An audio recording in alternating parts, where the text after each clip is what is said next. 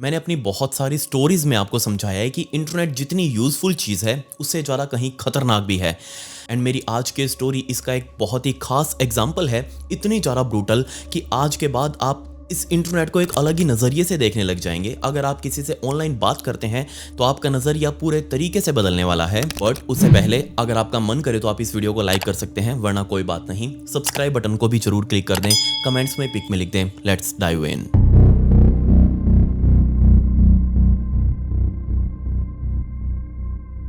इस unbelievable incident को समझने के लिए हमें रिवरसाइड कैलिफोर्निया में जाना पड़ेगा और टाइम था 2022 का। एक्चुअल में इस रिवरसाइड इलाके के अंदर मोस्टली रिटायर्ड फैमिलीज यहाँ रहा करती थी, जिन्होंने कभी गवर्नमेंट के अंदर सर्व किया था, लेकिन अब वो रिटायर हो चुके थे एंड अब उन्होंने यहाँ अपने बढ़िया बढ़िया बंगलौज बना रखे थे। बहुत ही वेल सेटल्ड फैमिलीज यहाँ रहा करती थी एंड इन्हीं में से एक परिवार विनेक फैमिली, इस फैमिली के अंदर 3 जनरेशंस एक साथ इस घर के अंदर रह रही थी। इस परिवार के मुखिया मार्क एंड शेरी, जिनको 36 साल हो चुके थे शादी हुए एंड अपनी गवर्नमेंट में नौकरी सर्व करने के बाद वो इस जगह पर आकर रहने लगे। रिटायरमेंट के बाद भी माँ घर पर खाली नहीं बैठे, वो इतने ज्यादा एनर्जेटिक, 69 साल की उम्र अब इनकी 2022 में हो चुकी थी, लेकिन अभी भी वो अपने घर के सारे काम खुद से करते, बाहर घास वगैरह काटना वो भी खुद से। एंड इनफैक्ट वो आसपास के एरिया में सभी बच्चों को बेसबॉल वगैरह सिखाते, इतने बढ़िया वो कोच थे, इसलिए सभी आसपास के लोग और बच्चे उनको कोच मार्क के नाम से जानते। जबकि उनकी पत्नी शेरी वो भी कुछ कम नहीं, 65 साल की उम्र में भी वो इतनी ज्यादा एनर्जेटिक कि पूरे घर को उन्होंने बहुत ही जेंटली संभाला हुआ था। उनकी आस पड़ोसियों से बहुत अच्छी बनती, कभी भी किसी के साथ तू मैं नहीं, कोई ऊंची आवाज में बातचीत नहीं, सभी ने उनको बहुत ही अच्छा बताया। इनके अलावा इन दोनों की बेटी 38 साल की ब्रुक, जिसकी तकरीबन 20 सालों पहले शादी हुई थी, लेकिन वो शादी लंबे टाइम नहीं चली, लेकिन उससे शादी से ही 2 लड़कियां पैदा हो चुकी थी एंड उन दोनों लड़कियों को लेकर ब्रुक वापस अपने माता पिता के पास आकर रहने लगी। अब अकेली ही ब्रुक अपनी दोनों बच्चियों को पाल रही थी अपने माता पिता के साथ, यानी कि दोनों बेटियां नाना नानी के केयर में रहते हुए बड़ी हो रही थी। सो इन शॉर्ट वर्ड्स, इस घर के अंदर 3 जनरेशंस एक साथ रह रही थी, यानी कि सबसे बड़े मार्को शेरी, उनकी बेटी ब्रुक एंड इन ब्रुक की भी 2 बेटियां, जिसमें सबसे बड़ी बेटी 15 साल की। अब क्योंकि वो माइनर लड़की थी उस टाइम पर, इसलिए मैं उसका असली नाम आपको नहीं बता सकता। इस वीडियो में मैं उसका नाम एली के नाम से उसको रेफर करूंगा। सो एली की उम्र उस टाइम पर 15 साल की थी। एली भी और टीनेज बच्चों की तरह अपनी स्कूल लाइफ में स्ट्रगल कर रही थी। जैसे उसको स्कूल में वही होता है ना, 15-16 साल के बच्चों का स्कूल में मन ना लगना या फिर अपनी इंडिपेंडेंस ढूंढना, बाहर घूमना फिरना, दोस्तों के साथ टाइम स्पेंड करना, वही सब एली भी एंजॉय कर रही थी। और सभी बच्चों की तरह एली की माँ ब्रुक ने भी उसको जल्दी ही एक स्मार्टफोन गिफ्ट कर दिया था एंड उस स्मार्टफोन की वजह से एली सारा दिन बिजी रहने लगी। उसने अपने हर सोशल मीडिया हैंडल के ऊपर अकाउंट बना लिए, सभी के साथ वो इंटरकनेक्टेड रहती, सभी दोस्तों के साथ सारा दिन चैटिंग वगैरह होती, फोन को स्कूल में लेकर जाना, छुप कर चलाना, वही टिपिकल एक टीनेज बच्चों की हरकतें जो होती हैं। एंड तभी 2022 की गर्मियों में एली को एक इंस्टाग्राम के ऊपर अकाउंट मिला। अकाउंट तो क्या मिला, बल्कि सामने से एक रिक्वेस्ट आई ऑस्टिन नाम के लड़के की एंड जल्दी ही एली ने ऑस्टिन की रिक्वेस्ट को एक्सेप्ट कर लिया। अब जैसे रिक्वेस्ट एक्सेप्ट हुई, ऑस्टिन ने सामने से हाई का मैसेज भी डाल दिया। अब ये चीज़ एली के लिए कोई भी नई बात नहीं थी। ऑब्वियसली सभी बच्चे आपस में एक दूसरे को जानने की कोशिश करते हैं एंड ऑस्टिन ने भी सामने से हाई का मैसेज डाला, एली ने भी हाई का रिप्लाई किया। ऑस्टिन ने खुद को 17 साल का बताया एंड अब 17 साल का है और ये एली 15 साल की है, तो दोनों के बीच में आपस में बातें होने लगी, वही स्कूल टाइप की बातें कि स्कूल में क्या चल रहा है, पढ़ाई कैसी चल रही है, कहाँ रहते हो एंड ऑल दैट, वही एक जनरल बेसिक बातें चल रही थी। एंड धीरे धीरे इनकी बातें थोड़ी ज़्यादा होती गई, मतलब कि ज़्यादा एक दूसरे के साथ ऑनलाइन टाइम स्पेंड करने लगे, एक दूसरे के बारे में और ज़्यादा जान रहे थे। एंड एली को भी ये बात बहुत अच्छी लग रही थी, क्योंकि ऑस्टिन उसको हर बात के ऊपर कॉम्प्लीमेंट करता, उसकी केयर करता, एली को बहुत अच्छा लग रहा था। जल्दी ही ये लोग इंस्टाग्राम से शिफ्ट होकर डिस्कॉर्ड पर आ चुके थे। अब आपको नहीं पता हो तो मैं आपको बता दूं कि डिस्कॉर्ड एक ऐसा ही सोशल मीडिया प्लेटफॉर्म है जिसको मोस्टली गेमर्स लोग यूज़ करते हैं बात करने के लिए, चैट करने के लिए या फिर वॉइस कॉल करने के लिए। सो एली और ऑस्टिन जल्दी ही डिस्कॉर्ड के ऊपर शिफ्ट हो चुके थे, वहाँ ये सारा दिन चैटिंग करते एंड इनफैक्ट अब तो इनके पास कॉल का भी ऑप्शन था। सो जल्दी इन लोगों ने कॉल के ऊपर भी बात करनी शुरू कर दी। अब जैसे जैसे टाइम बीतता जा रहा था, एली और ऑस्टिन दोनों का कनेक्शन और ज़्यादा गहरा होता गया। गहरा इन द सेंस कि दोनों एक दूसरे के क्लोज आने के लिए उतावले हो रहे थे। वही टीनेज टाइप में होता है ना, एक अट्रैक्शन या फिर अफेक्शन हम इसको कह सकते हैं। दोनों एक दूसरे के क्लोज आना चाह रहे थे एंड इनफैक्ट ऑस्टिन ने तो एक स्टेप आगे बढ़कर एली के घर पर गिफ्ट भिजवाने शुरू कर दिए, स्पेशली एली के लिए। जब भी एली घर पर होती वो उसे पूछता कि हाँ तुम घर पर हो गया, मैं तुम्हारे लिए कुछ ऑर्डर कर रहा हूँ, कुछ गिफ्ट वगैरह, कुछ ज्वेलरी, इनफैक्ट वो तो पैसे तक ऑनलाइन भेज देता, खाने पीने की चीज़ें एली के लिए भेजते रहना। एंड एली काफ़ी बार उसको मना भी करती कि ऐसा तुम क्यों कर रहे हो मेरे लिए, इतना मत करो, मुझे अच्छा नहीं लग रहा। बट ऑस्टिन लगातार उसके लिए भेजता रहता, बट डीप डाउन एली को भी ये सब कुछ बहुत अच्छा लग रहा था कि हाँ, कोई उसके लिए इतना केयर कर रहा है। एली ने उससे काफ़ी बार पूछा कि ऐसे तुम क्या करते हो जो तुम्हारे पास इतना पैसा है।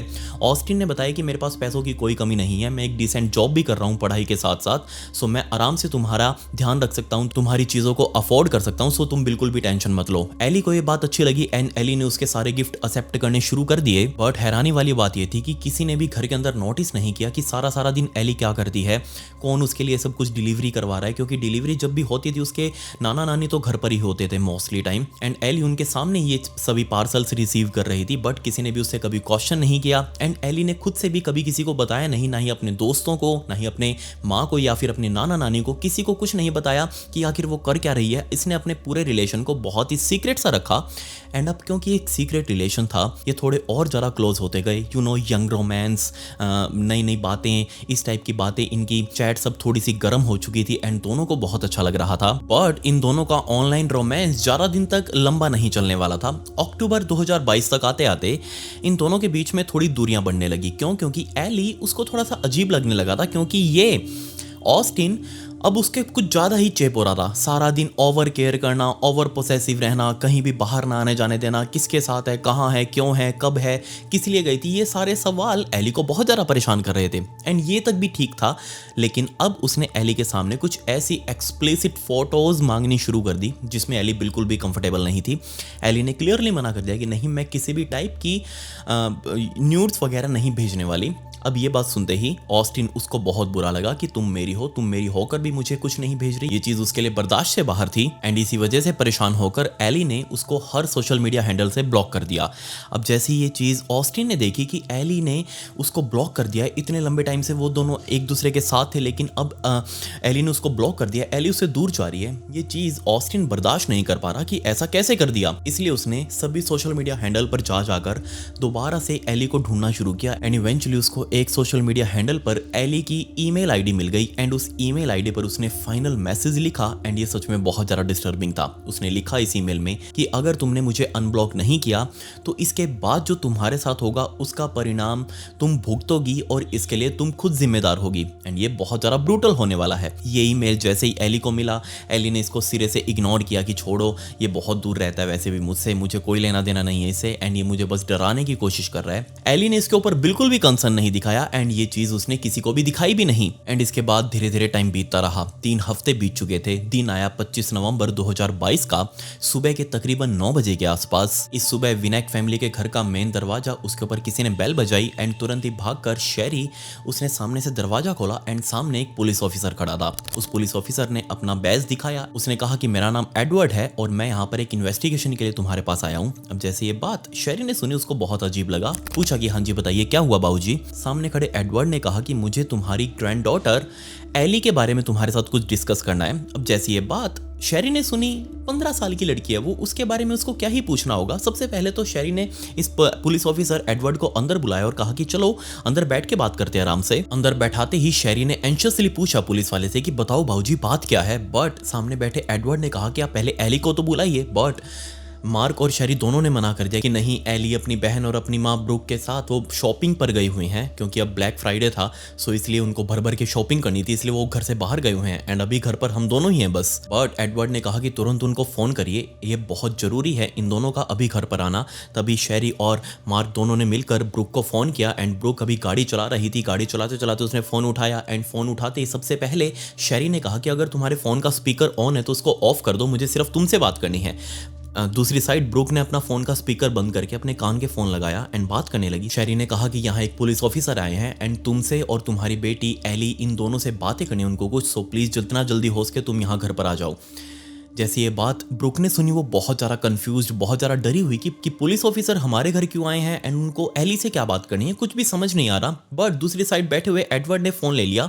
एडवर्ड ने फ़ोन लेकर कहा कि हे, मैं एडवर्ड पुलिस ऑफिसर बोल रहा हूँ एंड मुझे तुमसे अर्जेंटली बात करनी है, स्पेशली तुम्हारी बेटी एली से, सो तुम दोनों जल्दी वापस आओ एंड मोस्ट इंपॉर्टेंटली आते आते एली का फ़ोन अपने साथ जरूर लेकर आना, और कुछ लेकर आओ या ना आओ। तभी ब्रूक ने कहा कि ठीक है, हम अभी थोड़ी देर में घर पर पहुंच रहे हैं। ब्रूक ने वो फ़ोन रखा, ब्रूक ने गाड़ी घुमाई एंड बीच बीच में ब्रूक की एक और छोटी बहन यानी कि मार्क और शेरी की एक और छोटी बेटी, उसका घर भी रास्ते में ही था। सो ब्रूक ने तुरंत उसके घर की तरफ गाड़ी ली, क्योंकि अब ब्रूक तो अपनी दोनों बच्चियों के साथ यहाँ पर आई हुई थी। सो उसने सोचा कि क्यों ना मैं एलिस की छोटी बहन, उसको तो यहीं अपनी छोटी बहन के घर पर छोड़ देती हूँ और मैं और एली दोनों जाकर वहां मिल लेते हैं, देख लेते हैं क्या भसड़ है। सो उसने तुरंत अपनी छोटी बेटी को अपनी बहन के घर पर उतारा एंड गाड़ी लेकर अपने घर की तरफ निकल चुकी थी। अंदर जाकर उसने अपनी मौसी को बताया कि ऐसे ऐसे उनके पास कोई फोन आया था घर पर, उनको अर्जेंट काम है, आप प्लीज घर पर फोन कर दीजिए कि उसकी माँ ब्रूक और उसकी बहन एली दोनों यहाँ से निकल गए हैं। सो ब्रूक की बहन मिशेल ने जल्दी ही मार्क और शेरी को फोन कर दिया कि ये दोनों यहाँ से निकल गए, कुछ ही मिनट में पहुंचने वाले होंगे। दूसरी साइड घर पर बैठे हुए पुलिस ऑफिसर ने मार्क और शेरी को कहा कि देखो मेरे पास तुम्हारे घर के अंदर के फोटोज हैं एंड ये सच में बहुत ज़्यादा डरावना है। उसने सारे फोटोज दिखाए एंड मार्क और शेरी भी देखकर हैरान कि इस पुलिस ऑफिसर के पास हमारे घर के अंदर के फोटोज कैसे आए। एंड दूसरा, इस पुलिस ऑफिसर ने पूछा कि एली का रूम कहाँ पर है, तो ऊपर की तरफ इन दोनों ने इशारा किया कि ऊपर रहती है एली। तो तब इस पुलिस ऑफिसर ने अपनी दूसरी जेब में से एली के बेडरूम के भी फोटोज दिखाए। ऑब्वियसली मार्क और शेरी बहुत ज्यादा हैरान कि हमारे घर के अंदर के फोटोज इस पुलिस ऑफिसर के पास क्या कर रहे हैं, मामला कुछ बहुत ज्यादा सीरियस है। अब ये सब बातें चली रही थी कि थोड़ी देर बाद ब्रूक अपनी बेटी एली को साथ लेकर घर के ड्राइववे में पहुंच चुकी थी। उसने गाड़ी पार्क करी एंड क्योंकि माइंड में टेंशन तो थी ही, इतनी देर से वो सोच रही थी कि आगे जाने पर क्या होगा, घर में वो क्या बातें करेगा पुलिस ऑफिसर एंड वो एली को क्यों बुला रहा है। सो टेंशन तो काफी सारी थी, बट टेंशन और ज्यादा बढ़ गई क्योंकि जब उसने गाड़ी अपने सामने पार्क करी अपने घर के, तो हमेशा गाड़ी पार्क करने के साथ ही इनके घर के पालतू कुत्तों में से एक कुत्ता, 3 डॉग्स इन्होंने पाले हुए थे, उनमें से एक कुत्ता तो हमेशा ही गाड़ी पार्क करते सीधा भागकर ब्रूक के पास आता था। लेकिन अब वो गाड़ी पार्क करने पर नहीं आया, जो कि बहुत ज्यादा टेंशन वाली बात थी। खैर सब कुछ इग्नोर करते हुए ब्रूक अपनी गाड़ी से नीचे उतरी, बट उसने अपनी बेटी एलिस को कहा कि मुझे कुछ ठीक नहीं लग रहा, इसलिए तुम अभी गाड़ी में ही बैठी रहो, जब तक मैं ना कहूं तुम गाड़ी से बाहर मत निकलना। एली गाड़ी में ही बैठी रही। ब्रूक बाहर निकलकर सीधा अपने घर के अंदर गई एंड जिस मोमेंट पर वो अंदर घुसी थी, इतने में ही अंदर से किसी ने पकड़कर ब्रूक को अंदर की तरफ खींचा एंड जोर से गेट अंदर की तरफ बंद कर लिया। एंड ये सारा सीन सामने मौजूद गाड़ी के अंदर बैठकर एली देख रही है कि उसकी माँ को पकड़कर किसी ने घर के अंदर खींचा है एंड दरवाजा बहुत जोर से बंद कर लिया, मतलब दिक्कत तो है।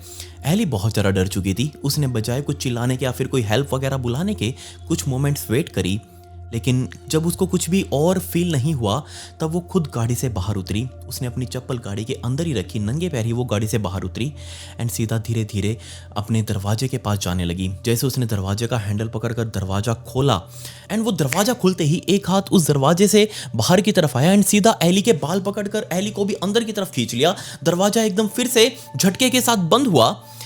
एली ने जोर से चिल्लाना शुरू कर दिया, लेकिन तब एली ने 2 वर्ड सुने जिससे उसकी पूरी जिंदगी अब बदलने वाली थी, और वो वर्ड्स थे स्टॉप स्क्रीमिंग, चिल्लाना बंद करो। लेकिन ये सिर्फ वर्ड नहीं थे जिसकी वजह से वो डरी हुई थी, बल्कि ये आवाज कुछ जानी पहचानी सी थी। जी हाँ, ये आवाज उसके बॉयफ्रेंड 17 साल के ऑस्टिन की। एंड जैसे एली ने पीछे घूमकर देखा कि उसका सिर किसने पकड़ा हुआ है, ये कोई और नहीं बल्कि उसका बॉयफ्रेंड ऑस्टिन ही था। एली भी बहुत ज्यादा कंफ्यूज कि इसको तो मैंने 3 हफ्ते पहले ब्लॉक कर दिया था, लेकिन ये अब ये पुलिस वाला बनकर यहाँ क्या कर रहा है। तो असल में ये ऑस्टिन कोई 17 साल का नहीं बल्कि इसकी उम्र तकरीबन 28 साल की एंड इसका पूरा नाम था ऑस्टिन ली एडवर्ड्स और ये एक्चुअल में एक पुलिस ऑफिसर ही था। एंड अब तक आप भी समझ गए होंगे कि इस पुलिस ऑफिसर ने एक 17 साल का टीनेज लड़का बनके फंसाने की कोशिश करी थी एली को अपने जाल में, इसको अपने क्लोज लाने की कोशिश कर रहा था। कुछ इसके पर्सनल डिमांड्स होंगी जो वो एली के साथ पूरी करना चाह रहा था,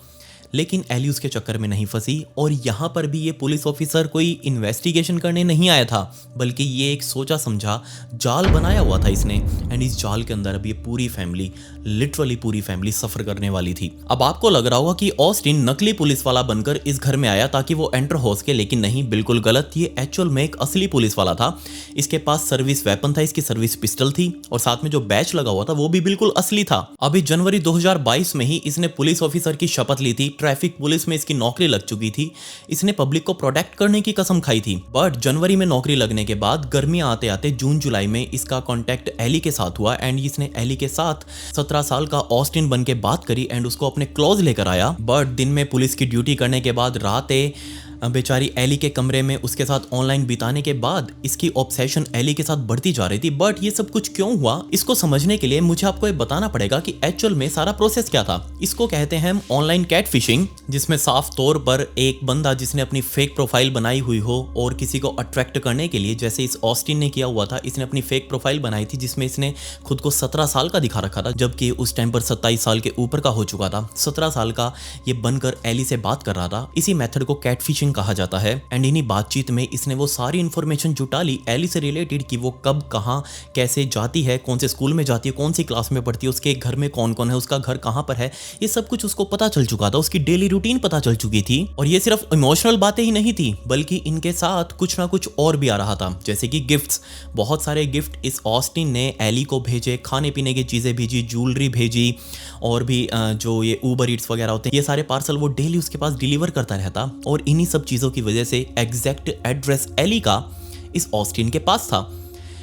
एली के माइंड में कहीं से भी ये नहीं था कि अगर वो अपना एड्रेस इस बंदे को दे रही है तो कुछ भी गलत हो सकता है। बट इस एड्रेस का वो अब बहुत गलत यूज भी करने वाला था। जब एली ने इस ऑस्टिन के साथ सब कुछ खत्म किया, इसको ब्लॉक कर दिया हर जगह से, एंड इसने वो फाइनल ईमेल भेजा एली को कि मैं तुम्हें ऐसे नहीं जाने दूंगा अगर तुमने मुझे अनब्लॉक नहीं किया तो। उसके सिर्फ 3 हफ्ते बाद ये ऑस्टिन इस रिवर साइड इलाके से पूरे 2500 मील दूर अपने घर से अपनी किया, लाल रंग की किया गाड़ी में बैठकर पूरे 40 घंटे ड्राइव करके, इमेजिन करके देखिए 40 घंटे इसने कंटिन्यूअस ड्राइव की। एंड इस पूरी ड्राइविंग के बाद वो फाइनली रिवर साइड इलाके में पहुंचा। अब क्योंकि इसके पास एग्जैक्ट एड्रेस था एली का कि वो कहाँ रहती है, ये सीधा रिवर साइड इलाके में गया। एली के घर के अंदर जाने के बाद जब फाइनली थोड़ी देर बाद ब्रुक और एली गाड़ी में बैठकर अंदर आए, एंड पहले ब्रुक अंदर आई, इसने ब्रुक को अंदर खींचा। एंड जब एली नंगे पैर अंदर आई, इसने एली को बाल पकड़कर अंदर खींचा एंड दरवाजा अंदर से बंद कर लिया। तब जब एली ने इसको देखा और वो आवाज़ सुनी स्टॉप स्क्रीमिंग वाली, सबसे पहले तो ये पहचान चुकी थी कि ये ऑस्टिन है। एंड दूसरा, जो सामने का नज़ारा था एली के लिए, वो पूरी ज़िंदगी वो नहीं भूल सकती, क्योंकि सामने ऊपर जाने वाली सीढ़ियों के बराबर में उसके नाना और नानी दोनों नीचे पड़े हुए थे। मुंह उनका नीचे था लेकिन वो अभी भी जिंदा थे। उनके हाथ पीछे बंधे हुए थे, पैर भी बंधे हुए थे, बट इन दोनों के ही मुंह के ऊपर थैली बांधी हुई थी। एंड वो बहुत गहरी गहरी सांस ले रहे थे। वो जैसे ही सांस लेते वो थैली चिपक जाती उनके मुंह से, एंड वो जैसे ही सांस छोड़ते वो थैली वापस खुल जाती। वो फुस फुस फुस फुस की आवाज़ एली क्लियरली देख पा रही थी। एंड उसको ये भी फील हो चुका था कि उसके नाना और नानी दोनों का ही इस थैली के अंदर दम घुट रहा है। एंड जैसे ही एली ने अपना मुंह घुमाकर साइड में लिविंग हॉल के अंदर देखा, उस लिविंग हॉल में फर्श के ऊपर उसकी माँ ब्रुक पड़ी थी, और वो भी पूरे खून से सनी हुई। उसको गोली मारी गई थी एंड वो अब लिटरली मर चुकी थी। उसका सारा ब्लड अब बॉडी से ड्रेन हो रहा था। बट सामने उसके नाना और नानी वो अभी भी तड़प रहे थे। असल में सफोकेटिंग वाली, किसी का दम घोटकर मारने वाली टेक्निक यूएस पुलिस डिपार्टमेंट में सिखाई जाती है सभी पुलिस ऑफिसर्स को, ताकि वो किसी भी अगर क्रिमिनल को पकड़ें और वो उसको मारना ना चाहते हो तो कुछ देर के लिए कंट्रोल करने के लिए किसी भी क्रिमिनल के मुंह के ऊपर ऐसे ये थैली बांधी जाती है। टेक्निक है उनकी टॉर्चर करने की, ताकि बस वो अगर उसे कुछ उगलवाना हो या फिर उसका बस दम घोटना हो थोड़ी देर के लिए, तो उसको ऐसे थैली पहनाई जाती है। एंड इसी टेक्निक का इस्तेमाल इस ऑस्टिन ने एली के नाना और नानी के ऊपर किया। बट इसने वो थैली खोली नहीं, जबकि पुलिस डिपार्टमेंट वाले कुछ देर बाद वो थैली खोल देते हैं ताकि जिसको सबक देना हो उसको सबक मिल चुका होता है। बट इसने वो थैली नहीं खोली, और वही उसी थैली के अंदर दम घुटकर एली के नाना और नानी की मौत हो चुकी थी। एंड जैसे ही ब्रुक अंदर आई, उसके भी बाल पकड़कर वो सामने लेकर जा रहा था उसके माता और पिता के पास। बट उसको देखकर वो ब्रुक चिल्लाने लगी। इसी की आवाज़ बाहर बैठी एली ने भी सुनी थी कि घर में चिल्लाने की आवाज़ आई है। एंड वो बहुत ज़्यादा घबरा चुकी थी। ब्रुक अंदर ऑस्टिन के कब्जे में। एंड जैसे ही ब्रुक ने और ज़ोर से चिल्लाना शुरू किया, पहले तो इसने अपनी जेब में रखा हुआ अपना सर्विस नाइफ वो निकाला एंड सीधा बेचारी ब्रुक के गले में देकर मारा। वो उसकी रीढ़ की हड्डी को भी चीर चुका था। एंड जैसे वो नीचे गिरी, पीछे से उसने 2 शॉट्स फायर कर दिए। एंड शॉट्स फायर करते ही ऑन द स्पॉट ब्रुक की भी मौत हो चुकी थी। जब वो एली को अंदर पकड़ कर लेकर आया, एंड जब एली ने सब कुछ देखा, तब एली के मुंह से निकलने वाली सबसे पहली लाइन ही यही थी कि क्या तुम मुझे भी मार डालने वाले हो। तब इस ऑस्टिन ने रिप्लाई किया कि हाँ, मैं तुम्हें मार डालूंगा अगर तुम अब इस सारे सीन को देखकर चिल्लाई तो, जिसके बाद ये एली को लेकर सीधा उसके ऊपर वाले कमरे में गया, इस कमरे को देखने के लिए सिर्फ कि जिस कमरे के अंदर बैठकर एली उससे बात करती थी वो फील कैसा होता है, एली का कमरा कैसा फील होता है। एली नंगे पैर डर डर कर इसके साथ चल रही थी। पूरे घर के अंदर ये दोनों घूमे एंड बाद में नीचे आकर ये ऑस्टिन अपने साथ बड़ा सारा पेट्रोल का एक टैंक लेकर आया था, एक बड़ी सारी बोतल के अंदर भरकर, ये पहले से उसको घर के अंदर लाकर रखे हुए था। एली को पकड़कर इसने पूरे घर के अंदर वो पेट्रोल छिड़का एंड बाहर निकलने से पहले इसने इस घर के अंदर आग लगा दी एंड एली को लेकर बाहर आया। एली इमेजिन करके देखिए, इसके आसपास पड़ोसी हैं, लोग आ रहे हैं जा रहे हैं सड़क के ऊपर, बट किसी ने अभी तक खास कुछ नोटिस नहीं किया। एली चुपचाप नंगे पैर आगे बढ़ते हुए इसकी गाड़ी के पास गई एंड तब एली ने नोटिस किया कि साइड वाले घर से एक औरत, उसकी पड़ोसन, बाहर निकली है एंड वो देख रही है। इस अजीब से आदमी को देखकर उसको भी अजीब लगा कि ये आदमी कौन है एंड एली को ऐसे नंगे पैर अपने साथ क्यों लेकर जा रहा है। बट एली को पता था कि अगर उसने चिल्लाया तो ये उसको मार देगा। वो कुछ नहीं बोल पा रही, वो चुपचाप इस ऑस्टिन की गाड़ी की तरफ चलती रही। ऑस्टिन ने अपनी गाड़ी का पीछे वाला दरवाजा खोला, एली को बैठने के लिए कहा एंड जैसे ही एली बैठी, बैठने के साथ ही दरवाजा बंद होने से पहले एली बहुत जोर से चिल्लाई, हेल्प मी। एंड जैसे ही आवाज चिल्लाई तुरंत ऑस्टिन भागकर अपनी ड्राइविंग सीट के ऊपर गया, गाड़ी स्टार्ट करके वहां से सीधा भगाता हुआ आगे की तरफ ले गया। एंड तभी उस पड़ोसन ने, जिसने देखा था ये सब कुछ होते हुए, उस पड़ोसन ने घर की तरफ देखा जिसके अंदर से अब बहुत सारा घना धुआं बाहर निकल रहा था, पूरा घर आग की लपटों में घिर चुका था। उसने तुरंत 911 डायल किया एंड जल्दी ही अब पुलिस वालों के साथ फायर ब्रिगेड वाले भी मौके पर पहुंच चुके थे। गाड़ी भगाते भगाते एली ने ऑस्टिन से पूछा कि हम कहां जा रहे हैं। ऑस्टिन ने क्लियरली बोल दिया कि अब तुम्हारा कैलिफोर्निया में कुछ नहीं है, अब हम सीधा वर्जीनिया जा रहे हैं यहाँ से, और अगर बीच में रास्ते में कहीं गाड़ी हमारी कोई रोके तो तुम्हें सिंपली यही बोलना है कि मैं इसकी बेटी हूँ, और इसके अलावा कुछ भी मत बोलना। अगर तुमने चालाक बनने की कोशिश करी तो वहीं तुम्हें गोली मार दूंगा। क्योंकि यहाँ से तकरीबन 2500 मील दूर एक घर इस ऑस्टिन ने स्पेशली खरीदा हुआ था एली के लिए।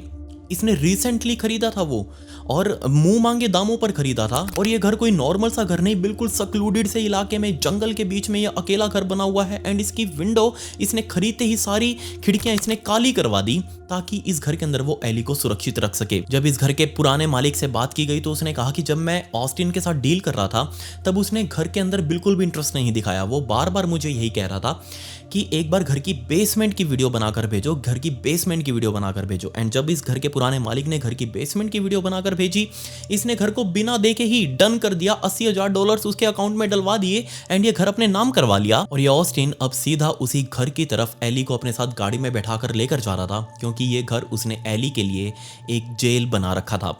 इसका बहुत बड़ा प्लान था कि वो इस घर के अंदर लाकर एली को अपने साथ रखेगा और यहाँ से कभी बाहर नहीं निकलने देगा। वो कंटिन्यू एक हाथ से पिस्टल पकड़कर अपनी दूसरे हाथ से गाड़ी चलाते हुए आगे की तरफ बढ़े जा रहा था। एंड इनफैक्ट उसने आगे अपने डैशबोर्ड के ऊपर एक चाकू भी रखा हुआ था जिसके ऊपर खून लगा था, और ये खून था एली की माँ का। एली पीछे बैठी बैठी सुबह सुबह कर रो रही थी, वो बहुत डरी सहमी हुई थी, बट इस ऑस्टिन को इससे कोई फर्क नहीं पड़ रहा। जैसे ही कैलिफोर्निया क्रॉस हुआ, इसने साइड में एक पेट्रोल पंप के ऊपर गाड़ी में तेल डलवाया, लेकिन वो गाड़ी से नीचे नहीं उतरा। पिस्टल उसने साइड में रखी हुई थी, पीछे बार बार देख रहा था कि एली कोई हरकत तो नहीं कर रही। पेट्रोल भरवाकर आगे की तरफ लेकर गया, दूसरे स्टॉप पर रुका, वहां भी इसने पेट्रोल भरवाया, लेकिन अभी भी वो गाड़ी से नहीं उतरा। पीछे एली की तरफ देख रहा था, एली तो कोई हरकत नहीं कर रही। जबकि दूसरी साइड कैलिफोर्निया रिवर साइड में वहां पर एक बहुत बड़ी भसड़ मची हुई थी। असल में जिस घर के अंदर ये आग लगा के आया था, उस घर के आसपास इतनी बड़ी भीड़ जमा हो चुकी थी। सभी लोग दूर से इस घर को जलता हुआ देख रहे थे, क्योंकि सभी को शक था कि इस घर के अंदर कोई कांड हुआ है। एंड जैसे ही पुलिस वाले इस घर के अंदर एंटर हुए, उन्होंने आग वगैरह बुझाई पहले तो, एंड अंदर एंटर हुए तो 3 अंदर डेड बॉडीज पड़ी हुई थी, बट तीनों ही जल चुकी थी, बहुत बुरी तरह जल चुकी थी। तीनों की डेड बॉडीज को बाहर निकाला गया, बट जो साइड में मौजूद थे पड़ोसी लोग थे, उन्होंने आइडेंटिफाई कर लिया कि ये ब्रुक है, ये मार्क है, या फिर ये शेरी है। तीनों की पहचान करवाकर पुलिस वालों ने डेड बॉडी अपने कब्जे में ली, उनको पोस्टमार्टम के लिए भेज दिया। जबकि ये घर पूरे तरीके से आग के गोले के अंदर बदल चुका था, चारों तरफ से आग ही आग निकल रही थी, लेकिन फाइनली अब उसको शांत किया जा चुका था। मार्क और शेरी की दूसरी बेटी मिशेल, जिसके घर पर ब्रुक अपनी दूसरी बच्ची को छोड़कर आई थी, वो मौके पर पहुंची। उसने जब अपने घर का हाल देखा, अपने माता पिता का हाल देखा, अपनी बहन का हाल देखा, वो फूट फूट कर रोने लगी। पुलिस वालों के आगे गुहार लगा रही थी कि करो कुछ तो करो, कहीं से तो कुछ जुगाड़ करो, मेरी जो भांजी है उसको सही सलामत वापस लेकर आओ। तब पुलिस वालों ने आसपास के सीसीटीवी को खंगाला एंड इवेंचुअली उनको सामने से एक लाल रंग की किया जाती हुई दिख रही थी सीसीटीवी फुटेज में। एंड अब पुलिस वालों के पास एक सुराग था कि इस लाल कलर की किया को ढूंढना है। वो जो बंदा है इसको चला रहा है एंड साथ में एली उनको अपने आप मिल जाएगी। उसकी लोकेशन ट्रेस की जा रही थी, सेलफोन डाटा खंगाला जा रहा था एंड तब उनको एक और सुराग मिला। ये गाड़ी नेशनल हाईवे, वहाँ के नेशनल हाईवे 62 के ऊपर स्पॉट हुई थी जो कि रेगिस्तानी इलाका है एंड उससे आगे होते हुए जा रही थी। वहाँ की पुलिस को तुरंत इन्फॉर्म किया गया इस रिवर साइड से तकरीबन 250 मील दूर एंड वहाँ के पुलिस वाले तुरंत इस गाड़ी का पीछा करने लगे एंड इवेंचुअली उनको रेगिस्तान के अंदर ये गाड़ी आगे भागती हुई दिख रही थी। पीछे से उसको रोकने की कोशिश की गई, ऊपर 3-4 हेलीकॉप्टर भी आ गए इसको ट्रेस करने के लिए, कहीं से भाग कर ना जा सके। बट पुलिस वालों के पास एक कमजोरी थी, उनको पता था कि इस गाड़ी के अंदर एक बच्ची है एंड वो ऐसे ही इसके ऊपर फायरिंग भी नहीं कर सकते। बट पुलिस वालों की गाड़ियां देखकर इस ऑस्टिन ने पीछे की तरफ पुलिस वालों की गाड़ियों के ऊपर फायरिंग करनी शुरू कर दी एंड इसी छटपटाहट में, इसी भसड़ में पीछे एक और पेट्रोल का टैंक रखा हुआ था एंड जब ये पीछे से फायरिंग कर रहा था, कभी अपने हाथ बाहर निकालकर खिड़की से एंड कभी अपने गाड़ी के अंदर से ही, पीछे वाला शीशा टूट चुका था एंड जो पीछे डिग्गी का जो वो फट्टा होता है ना, उसके ऊपर हम कुछ भी सामान रखते हैं, उसके ऊपर वहां पेट्रोल की एक बोतल रखी हुई थी एंड एक गोली सीधा जाकर उस पेट्रोल की बोतल को लगी एंड आगे की तरफ निकल गई। वो गोली भी जाकर सीधा पुलिस वालों की गाड़ी में लगी थी। लेकिन अब यहाँ दिक्कत ये थी कि पेट्रोल की बोतल में आग तो नहीं लगी, लेकिन उस बोतल से सारा पेट्रोल निकलकर पीछे बैठी हुई एलिस के ऊपर गिर चुका था। पुलिस वालों की गाड़ी पास ही थी एंड उन्होंने देख लिया। अब सबसे बड़ी दिक्कत यहाँ ये थी कि पुलिस वाले तो गोली भी नहीं चला सकते, क्योंकि अगर थोड़ी सी भी चिंगारी उठी पुलिस वालों की गोली से इस गाड़ी के अंदर तो ये गाड़ी आग पकड़ लेगी। ये तो लिटरली एक टाइम बॉम्ब जैसा ही है। बट ये ऑस्टिन जब पीछे की तरफ मुड़कर गोलियां चला रहा था तब इसका एकदम से बैलेंस बिगड़ा एंड इसकी गाड़ी अब हाईवे से उतरकर रेगिस्तान में आगे जो चट्टानें पड़ी हुई थी छोटी बड़ी रेगिस्तान के अंदर, उनके अंदर जाकर ठुकी एंड इवेंचुअली अब रुक चुकी थी। पुलिस वालों ने बहुत तुरता फुर्ती दिखाई क्योंकि उनको पता था कि गाड़ी ठुकी है, इसके अंदर आग लग सकती है, कुछ भी हो सकता है, बच्ची अंदर है। तुरंत सभी पुलिस वाले इस गाड़ी के ऊपर टूट कर पड़े। ऑस्टिन को भी बाहर निकाला गया, एलिस को भी बाहर निकाला गया, लेकिन ऑस्टिन अपने साथ अपनी गन लेकर बाहर निकला था। तुरंत वो जैसे ही बाहर निकला उसने एलिस का हाथ पकड़ लिया एंड अपनी तरफ खींचा, लेकिन पुलिस वालों ने एलिस को पकड़कर अपनी तरफ खींच लिया दोबारा से। पुलिस वाले अभी इसको भी सरेंडर करवाने की कोशिश कर रहे थे, लेकिन इसके हाथ में वेपन था एंड इसने बजाय कहीं और वेपन चलाने के एक फायर इसने ऊपर उड़ रहे हेलीकॉप्टर के ऊपर किया एंड दूसरा फायर सीधा अपने माथे पर किया। ये ऑस्टिन वहीं कोलैप्स हो चुका था, इसकी ज़िंदगी ख़त्म हो चुकी थी एंड तब पुलिस वालों ने इस ऑस्टिन की बॉडी को भी एंड साथ में एलिस जो कि इस पूरे इंसिडेंट के अंदर बच गई वो उसको भी अपने साथ कब्जे में लिया एंड वापस इसको रिवर साइड लेकर आए। पुलिस वालों ने इस केस की जांच करनी शुरू करी एंड इस केस के अंदर मुझे बहुत सारे ट्विस्ट मिले एंड सबसे बड़ा ट्विस्ट ये था कि ये एडवर्ड्स ये कुछ और नहीं बल्कि हर टाइम अपनी बहुत छोटी उम्र से ही एक डबल लाइफ जी रहा था। एली से पहले इसकी एक और गर्लफ्रेंड थी 5 साल से वो एक और लड़के के साथ रिलेशनशिप में था। 2014 में जिस टाइम पर ये एडवर्ड सिर्फ 20 साल का था, उस टाइम पर इसने एक 12 साल की लड़की को ऑनलाइन अपनी तरफ अट्रैक्ट किया, उसको ग्रूम करना शुरू किया, उसके साथ वही मीठी मीठी बातें करके उसके साथ क्लोज होने की कोशिश करने लगा एंड इवेंचुअली वो बच्ची तो थी 12 साल की, क्या ही उम्र होती है, वो बच्ची इसके प्यार में पिघल गई एंड उसको लगने लगा कि यही बीमारी इसकी जिंदगी है, इसके अलावा और उसको कुछ भी नहीं दिख रहा। इमेजिन करके देखिए, एक 12 साल की लड़की, अभी टीनेज की उम्र में भी नहीं आई है वो, बट इसने उसको अपनी बातों में ऐसे उलझाया कि वो बच्ची अंदर ही अंदर फिसलती जा रही थी इसके प्यार में। इसने उसको सब कुछ वो सपने दिखाए जो वो बच्ची ड्रीम कर रही थी कि उसकी आगे ज़िंदगी ऐसी होगी। इसने उसका पूरा रूटीन जान लिया, उसकी पूरी ज़िंदगी के बारे में जान लिया, उसके फैमिली के बारे में जान लिया। एंड पहले ये लोग ओमेगल पर मिले थे। ओमेगल आपको पता होगा, एक वो रैंडम वीडियो चैट साइट्स थी जो पूरी दुनिया में कहीं से भी किसी को कनेक्ट कर देती थी, उसके ऊपर ये मिले थे। लेकिन धीरे धीरे ये आपस में एक दूसरे के साथ क्लोज आने लगे एंड वही जो काम इसने एली के साथ किया वही ये काम पहले उस बच्ची के साथ कर रहा था। उससे भी इसने वही एक्सप्लिसिट फोटोज एंड वीडियोस मांगने शुरू कर दिए एंड बेचारी वो बच्ची जिसको ये सब कुछ नॉर्मल लग रहा था, वो बच्ची बार बार उसको भेजती भी रही, लेकिन इसने बाद में उसको ब्लैकमेल करना शुरू कर दिया। इससे वो बच्ची बहुत ज़्यादा परेशान हो चुकी थी। इसकी चैट्स कैसी होती थी इसका अंदाजा आप यहीं से लगा लीजिए कि ये उस छोटी सी बच्ची को अपने चाकू के कलेक्शन दिखा रहा था एंड उसके साथ BDSM एक्ट्स परफॉर्म करने के बार बार बोल रहा था कि इस चाकू से तुम्हें दर्द दूंगा, जब हम मिलेंगे तो ये सब कुछ करेंगे, इस तरीके से फिजिकल रिलेशन बनाएंगे। इमेजिन करके देखिए उस बच्ची के ऊपर क्या बीत रही होगी। एंड दूसरा, जब उस बच्ची ने एक बार उसको सडन पॉइंट पर यह कहा कि मैं तुम्हें अभी वीडियो कॉल नहीं कर सकती, मेरी मम्मी पास में ही है, तब इसका अगला मैसेज ये था, तो क्यों ना तुम तुम्हारी माँ को मार डालो, वो बीच में नहीं रहेगी तो हम इजीली वीडियो कॉल कर सकते हैं। इमेजिन करके देखिए, एक 12 साल की लड़की को ये सब कुछ बोल रहा है, जिसके बाद वो लड़की धीरे धीरे ट्रॉमा में जाने लगी। थैंकफुली उस लड़की ने कभी इसको अपना एड्रेस नहीं दिया एंड इसने कोई गिफ्ट वगैरह उसको नहीं भेजे थे। इसलिए वो बच गई एंड बाद में उसने इससे ब्रेकअप भी कर लिया। अब आप कहेंगे कि हमें ये सब कुछ कैसे पता चला, तो जैसे ही इस केस की न्यूज़ बाहर निकल कर आई थी, इस एडवर्ड का फोटो सभी न्यूज़ चैनल के ऊपर था, तब वो लड़की खुद सामने से आकर पुलिस वालों को उसने बताया था कि मेरे साथ भी इसने सब कुछ किया था। दूसरा, अब आप कहेंगे कि आखिर अगर ये बंदा ऐसा था तो इसको पुलिस वाला किसने बना दिया, जबकि यूएस पुलिस में तो मेंटली डिस्टर्ब लोग कभी भी हायर नहीं किए जा सकते, क्योंकि इसका तो मेंटली डिस्टर्ब रहने का रिकॉर्ड भी था। 2016 में सुपर बाउल की नाइट थी वहाँ पर, जिसमें वो मैच होता है एंड ये दोनों यानी कि ऑस्टिन और इसका बाप, ये दोनों अपने घर पर बैठकर मैच देख रहे थे टीवी पर। ये ऑस्टिन अचानक से बीच में से उठा एंड सीधा जाकर बाथरूम में गया एंड बाथरूम का दरवाजा बहुत जोर से इसने अंदर से बंद कर लिया। ये चीज़ उसके पिता को अजीब लगी। उसने जाकर पूछा कि ऑस्टिन तुम ठीक हो, बट इसने अंदर से कोई भी रिप्लाई नहीं दिया। बार बार पूछने पर भी इसने कोई रिप्लाई नहीं दिया, तो इसके पिता ने तुरंत वो दरवाजा तोड़ दिया एंड सामने देखा कि ऑस्टिन अपने हाथ की नस काटे बैठा हुआ है एंड इसने बहुत सारे चाकू पहले से ही बाथरूम के अंदर रखे हुए हैं। तुरंत उसके पिता ने पुलिस वालों को मौके पर बुलाया। पुलिस वाले इसको उठाकर अपने साथ ले गए। इसने बताया कि मेरी गर्लफ्रेंड के साथ थोड़ा सा इशू चल रहा है जिससे मैं परेशान हो रहा हूं एंड मुझे जिंदगी नहीं चाहिए। मुझे तो नहीं चाहिए, बल्कि मैं अपने बाप को भी मारना चाहता हूं। आप मुझे अभी गिरफ्तार कर लीजिए। अगर मैं कभी भी जेल से छूटा तो मैं ना सिर्फ मेरे बाप को मारूंगा बल्कि खुद की भी जान जरूर लूंगा। ये सब बातें पुलिस वालों को 2016 में पहले बोल चुका है। मतलब एक इसका रिकॉर्ड पुलिस वालों के पास आ चुका है। ये इंसिडेंट होने के बाद पुलिस वालों ने इसके ऊपर काफी सारी रिस्ट्रिक्शंस लगा दी। इसकी काउंसलिंग की गई एंड इसके लिए मैंडेटरी कर दिया हर एक काउंसलिंग को अटेंड करना। साथ में इसके लिए एक पब्लिक नोटिस भी जारी किया गया था कि ये बंदा कभी भी लीगली गन नहीं ले सकता किसी भी दुकान से। वहाँ एक्चुअली क्या है कि मंडियों की तरह बंदूकें बिकती हैं यूएस में, कोई भी जाकर खरीद सकता है। बट इसके ऊपर रिस्ट्रिक्शंस लगा दी पुलिस वालों ने कि ये कभी भी कोई वेपन नहीं खरीद सकता। जब इतना सब कुछ था, जब इतनी बड़ी बीमारी था ये ऑस्टिन, तो इसको पुलिस ऑफिसर बनाया किसने? इसके लिए वर्जीनिया पुलिस डिपार्टमेंट ने आकर पब्लिकली सॉरी बोली, क्योंकि जब उन्होंने 2022 में इसको हायर किया था तब इसकी सारी चेकिंग भी की गई थी, लेकिन उनको कुछ भी इसका पास्ट रिकॉर्ड नहीं मिला,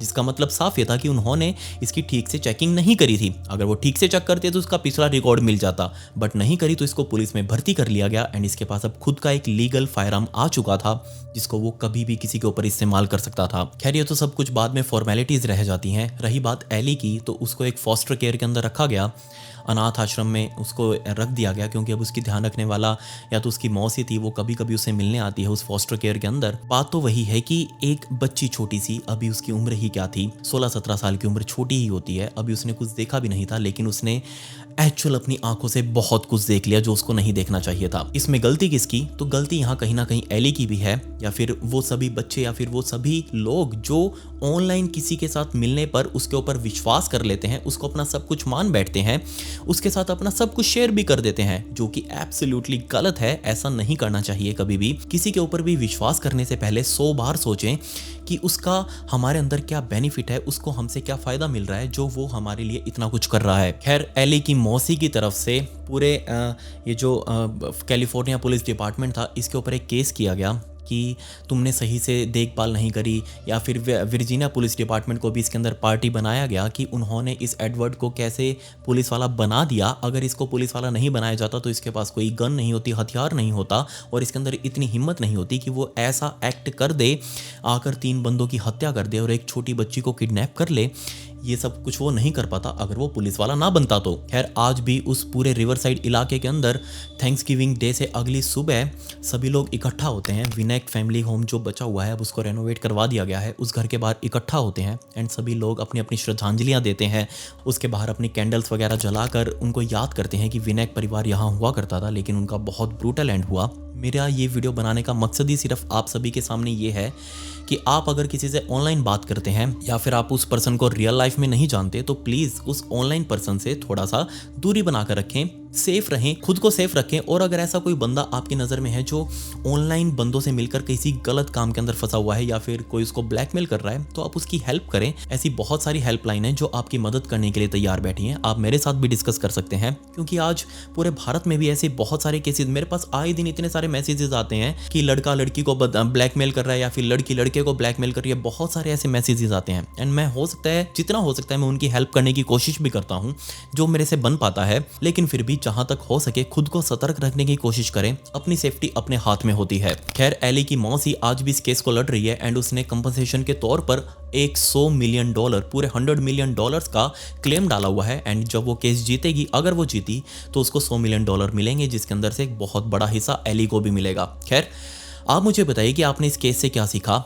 ये मेरी इंस्टाग्राम आईडी है, इसका लिंक आपको डिस्क्रिप्शन में भी मिल जाएगा। आप वहां आकर मुझसे बात कर सकते हैं। आपको कुछ भी बताना हो तो वहां आकर मुझे बता सकते हैं, पर्सनली बात कर सकते हैं। मेरे इंस्टाग्राम का लिंक नीचे डिस्क्रिप्शन में है। खैर, पिछली वीडियो का शाउट आउट अनु लिंबू को and comment pick me to get shout out in next video. मिलते हैं अगली वीडियो में। ये वीडियो देखने के लिए धन्यवाद। आज के लिए कोई Q&A नहीं।